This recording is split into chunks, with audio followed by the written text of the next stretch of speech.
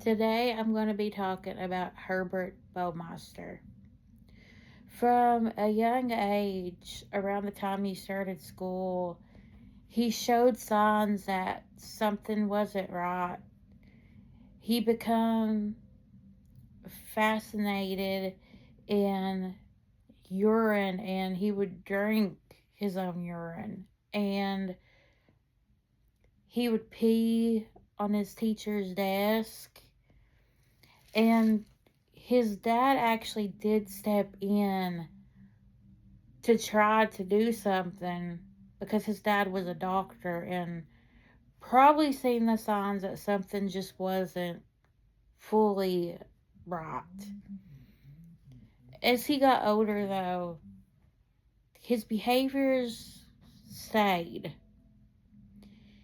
And after high school, when he went in to college, he wasn't very well liked. So he met a young woman, and in 1971, they would get married. They had 3 children together. But Herbert was not kind of, he was leading a double life. To them, he was the husband, the father. There was something dark happening. They would end up moving into a beautiful home, which would end up being called, they call it the Fox Hollow Farm. But I think back then it wasn't a farm. It had a lot of acres and it was a beautiful house and it had an indoor pool.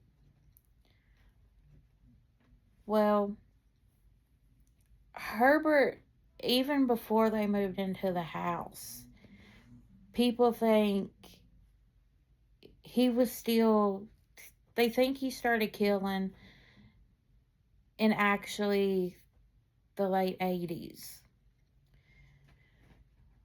Then, though, because he didn't have the property, he would just dump the bodies anywhere.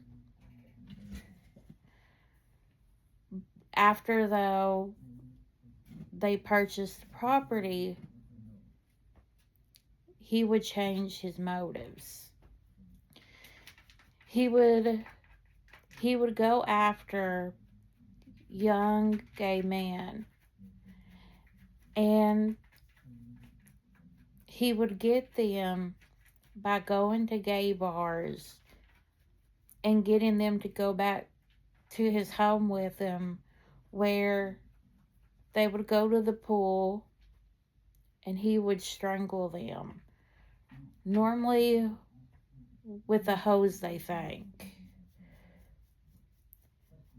Well, his wife one day did think something was suspicious because her son, who was just playing, ended up bringing a skull and was like, where did this come from? So she asked her husband about it, and he just tells her, oh, it's from my dad being a doctor, and he kept this skull. So she believed him, didn't think nothing of it. Well, they at that time were having marital trouble. And Herbert meets this guy who went by Tony. Well, just like with his victims before, he brought him back to his house and he drugged his drink. The difference is, though, is that Tony had a feeling that he had done something to his drink. So he never drunk it. Well, they went to the pool and Herbert told him, which he told Tony that his name was Brian, which Tony wasn't his real name either. So they basically they just didn't tell each other their real names. Well, he started to strangle Brian. And because he didn't drink the drink, he just pretended to pass out and he stopped.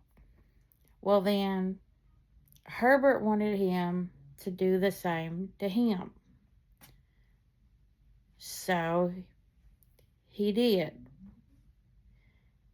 And Tony would say that Herbert told him that he had took people's lives before. He told him that the number was as high as 50. So Tony would end up going to the bars that Herbert was at, and he would tell people, hey, don't go home with him. He will take your life. He even followed him to get his license plate. So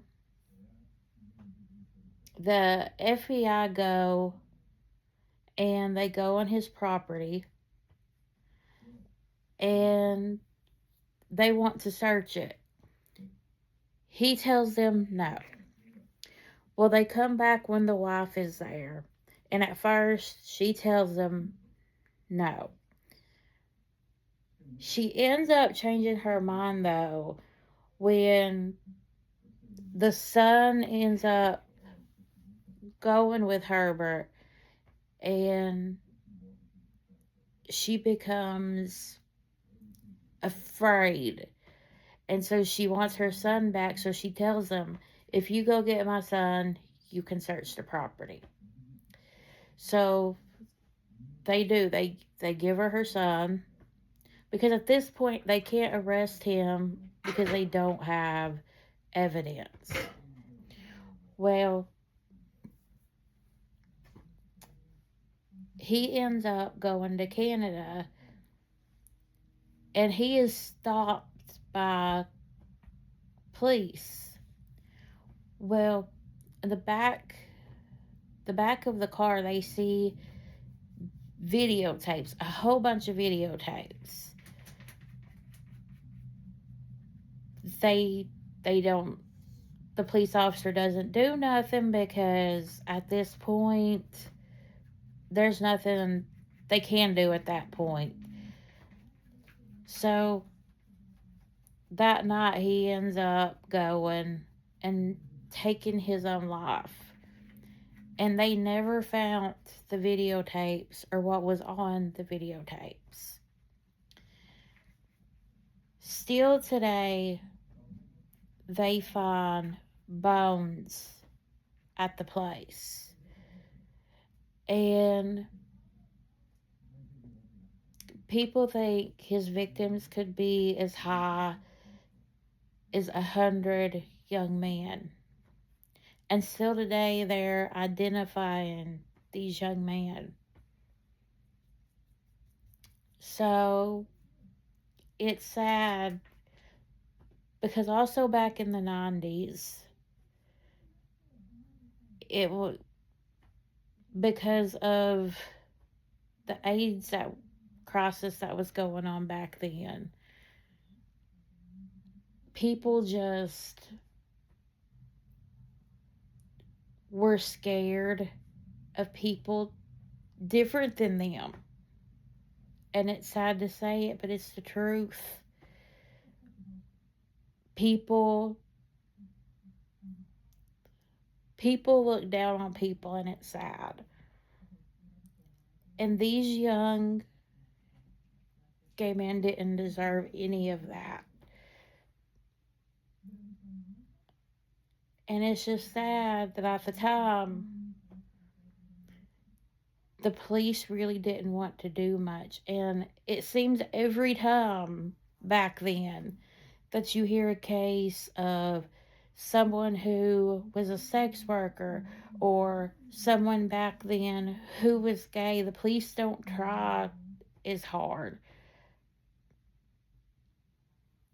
And I just think it's sad because they were loved and they didn't deserve what happened to them. So hopefully they can identify all the victims. There's also, people have always thought that Herbert was not working alone, but there's never been evidence to back that up. But they do think there were people helping him. So that is something, because he took his life, we will never know.